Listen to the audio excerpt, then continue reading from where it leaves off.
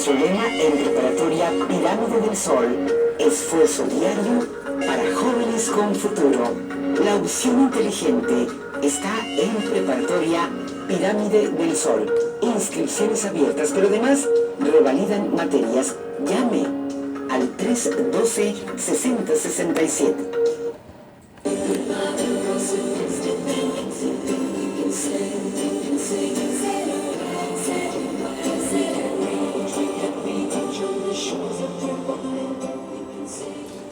Bien, pues continuamos aquí en Confieso que he leído después de esta interesante intervención y bueno, ya lo aprovechamos más porque el tema realmente daba para mucho y se iba a seguir dando porque además esto apenas empieza. Hubo esta reforma, ya se aprobó, pero todavía falta parte del proceso legislativo. La Cámara de Diputados se tiene que mandarla de nuevo a la Cámara de Diputados, la Cámara de Senadores tiene que enviarla de nuevo a la Cámara de Diputados, seguramente se va a aprobar, y luego enviarse a la legislatura de los estados para que al menos 17 entidades, los congresos de 17 entidades, aprueben eso mismo, y una vez que esto ocurra, pues ya se publica y a empezar a ver esto. Bien, pues agradecemos mucho a quienes nos están escuchando, que nos están viendo y a quienes nos están apoyando, que colaboran aquí con nosotros. Ludi, que ahí en Plaza Terza, Café Tatiasca, que puede usted solicitarlo al 6622-336232. Ahí puede usted solicitar su café Tatiasca. Los invitamos al 7º Festival para Niños y No Tan Niños de Teatro Infantil. Viene el domingo Pinocho el Musical, y el día viernes vamos a rifar 2 boletos dobles para la función de las 2 de la tarde, que ya pueden irse ustedes anotando.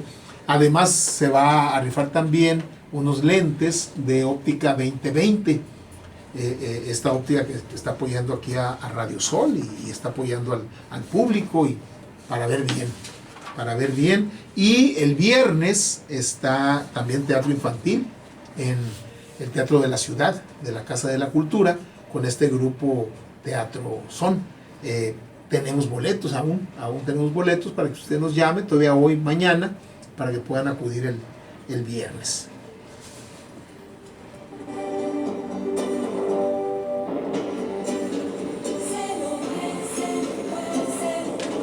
Fíjense, encontré un artículo de una doctora en filosofía, Teresa Aguilar García, que hace algunas reflexiones sobre la carta robada de Edgar Allan Poe. ¿Sí? Empieza haciendo una síntesis. Dice: la historia del relato se desarrolla en París, donde Auguste Dupin, o Dupin, diríamos aquí, a petición del prefecto de policía, logra encontrar una carta comprometedora que el ministro D, mantiene oculta después de habérsela sustraído a la reina. A la vista sobre la chimenea del despacho del ministro, la carta era visible para quien quisiera verla, pero la policía, inmersa en la esfera de lo real y empírico, busca denodadamente en los sitios más inverosímiles sin éxito. Yo por eso les comentaba el lunes que yo le pedía a mis alumnos de metodología de la investigación que leyeran la carta robada, porque muchas veces lo que el investigador anda buscando, ¿sí?, está a la vista, ¿sí?, y anda a veces con cuestiones muy intrincadas cuando es muy evidente la realidad. Y una segunda cuestión muy importante: el inspector G y toda la policía parisina, ¿sí?, no tienen éxito porque todo lo que hacen, lo hacen con base en su propio razonamiento. Y Auguste Dupin se pone en el razonamiento del que robó la carta, es decir, del sujeto al que se va a investigar, y se mete en su subjetividad, y por eso es que da con el lugar donde está la carta, ¿sí? Fíjense, en ese sentido, por ejemplo, los investigadores, sociólogos, antropólogos que trabajan con grupos humanos. Aquí hay dos paradigmas. Cuando va una persona, un investigador, con un grupo humano que no es el de él, que puede ser una clase social diferente, puede ser otro pueblo, puede ser una raza distinta, puede ser una gente de profesiones diferentes, etcétera, etcétera. Va a investigar a ese grupo social con qué mentalidad, con qué subjetividad, con la suya de investigador o con la de los sujetos investigados. Y si va con la suya, pues va a ocurrir lo que hicieron los primeros antropólogos ingleses. Los primeros antropólogos ingleses llegaban a África en el siglo XIX, estudiaban a los africanos, y dicen, aquí hay tres etapas de la humanidad: salvajismo, barbarie y civilización. Nosotros los británicos, nosotros los europeos, somos la civilización. Entonces, los que están más atrás que nosotros son bárbaros, ¿sí? Y los que están todavía más atrás son todavía más primitivos, son salvajes, ¿sí? Porque lo hacían con la perspectiva del europeo. A principios del siglo XX, un investigador británico precisamente, de apellido Malinowski, se va a hacer estudios a los mares del sur, del Pacífico, ¿sí? A los mares del sur, allá del Pacífico, y se va a convivir, ¿sí?, con los indígenas para estudiar sus costumbres, su cultura, su forma de pensar, su forma de vivir, etcétera, etcétera. Y Malinowski cambia el paradigma. Dice, mis correligionarios antropólogos han ido a África y han ido a otros lugares a estudiar a los aborígenes con el pensamiento del europeo. Yo voy a estudiar a los aborígenes poniéndome en el lugar del aborigen, es decir, desde el pensamiento del aborigen. Por eso Malinowski hizo cosas interesantísimas, ¿sí? Interesantísimas, ¿por qué? Porque cuando asistía, por ejemplo, a una ceremonia de iniciación, cuando una muchachita llegaba a su edad fértil, ¿sí?, y que ya podía desposarse, en muchos de esos lugares hacían una ceremonia. Si la veía con ojos europeos, lo iba a ver de una manera, pero si la veía con ojos de ese grupo aborigen, lo iba a ver de otra. Entonces Malinowski nos enseñó a que uno tiene que ver al otro con los zapatos, con la piel, con el pensamiento del otro y no el de uno. Si usted tiene hijos adolescentes, por ejemplo, cuando usted analice lo que hace o deja de hacer su hijo, ¿sí?, claro, uno tiene que adoptar el papel de papá y todo lo razona de acuerdo al papá, ¿sí?, a su experiencia, a su edad, a su profesión, a sus estudios, a muchas cosas, ¿sí?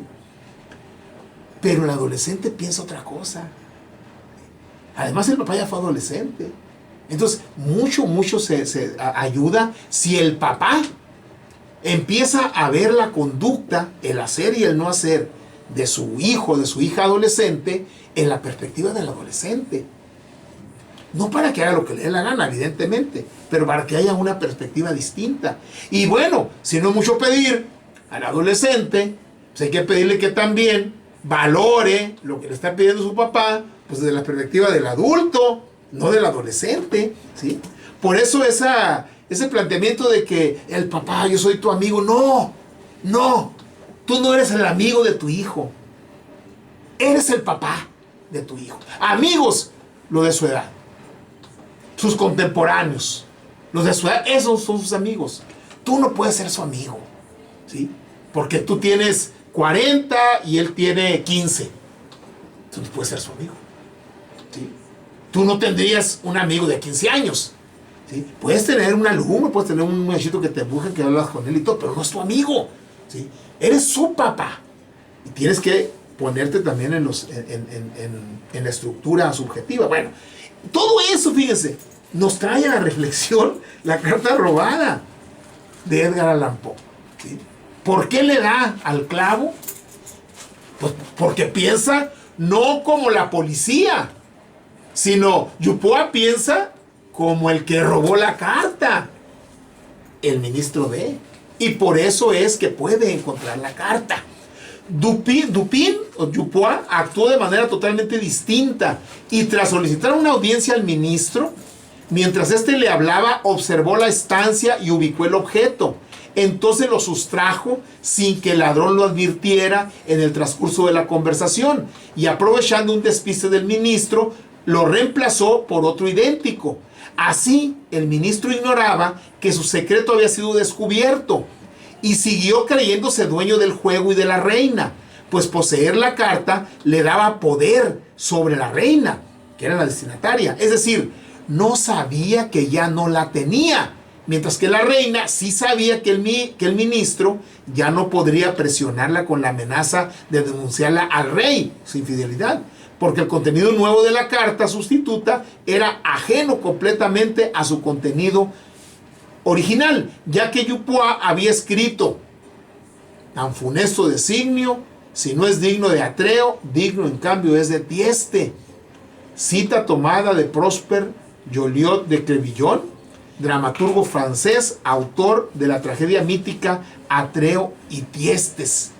Con ello, Edgar Allan Poe pone en el significado último de la carta la venganza de Dupin, porque esa tragedia mítica griega habla de una venganza terrible, que ahorita se los voy a comentar. Tomamos nuestro separador, lo colocamos, escuchamos a Manuela Torres y si supieras, dice la gran Manuela Torres. Enseguida volvemos.